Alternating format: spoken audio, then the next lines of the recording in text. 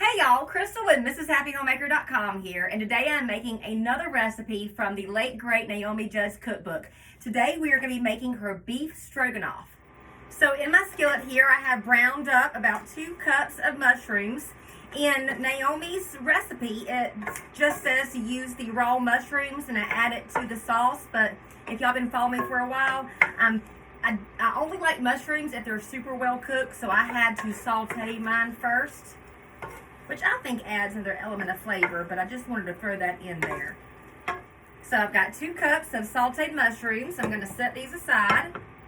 Now to my skillet here, I'm going to add a couple of tablespoons of vegetable oil. So I have 1 pound of top round steak. I have sliced it into about 1-inch chunks, trimmed of any excess fat, and I'm just going to add it to my oil here. Spread that out a little.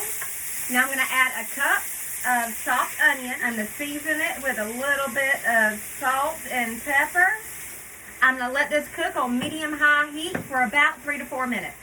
All right, I had to transfer this into a different skillet because I forgot that I needed to put a lid on it, and I don't have a lid that fits that skillet, so wardrobe change. All right, I'm going to turn this heat down to low. I'm going to add in 1 cup of water.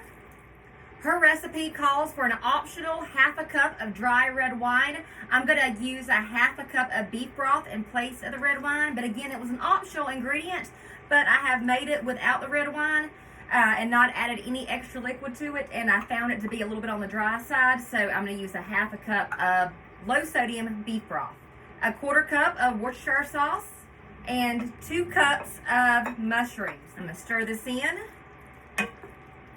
I'm going to put my lid on this. I'm going to cook this on low for about 45 minutes or until that meat starts to fall apart. Now while this is cooking, I'm going to go ahead and prepare my egg noodles. I'm going to get a pot of boiling water and boil up 2½ cups of medium-sized egg noodles. I'm going to boil them for 5 minutes and I'm going to drain them and set them aside to add into this pot here in 45 minutes. So my noodles are done, and this is cooked for about 45 minutes now, and the meat is super tender. I'm going to take my lid off and set it aside over here.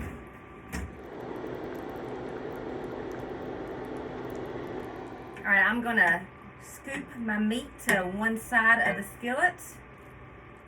I have a packet of brown gravy mix. I'm actually using the low sodium. I'm gonna pour this in on this side of the skillet, and I'm gonna stir this up and whisk it to combine into my liquid, keeping my meat on this side of the skillet. And I'm gonna let this simmer for about a minute until the sauce is thickened up a little bit. Now I've got 2 tablespoons of all-purpose flour. I'm going to dump that in there, and I'm going to whisk that in to combine it.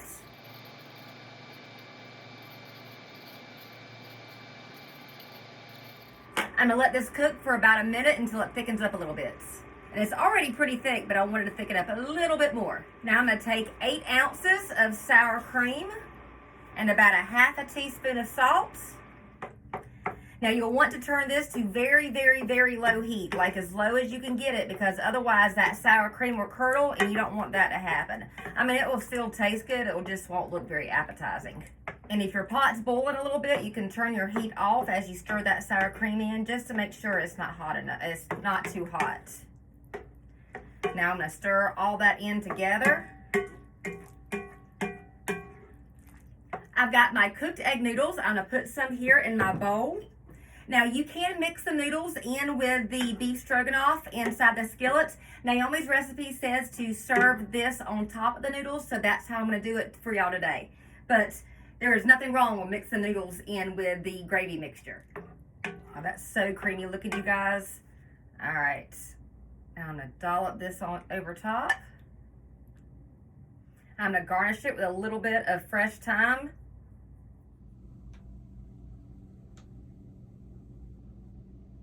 I've made this a couple times before, and it's always delicious. If you've enjoyed this recipe, then check out my website, MrsHappyHomemaker.com, for more deliciously easy recipes. Till next time, bye y'all.